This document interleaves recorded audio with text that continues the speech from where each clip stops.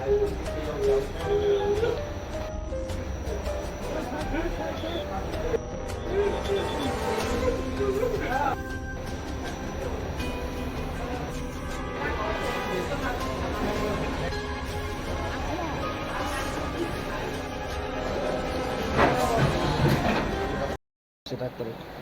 কইছে মানে serious condition.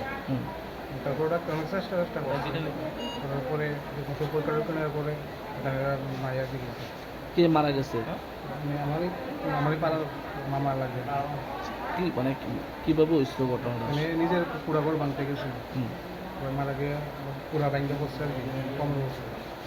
তারপরে ওটা আনছি আমরা সবাই মিলে জীবিতে আনছি, মানে কোনো চিকিৎসা করার পরে ঘন্টাখানেক পরে মারা গেছে। ওনার সঙ্গে কেউ আসলে?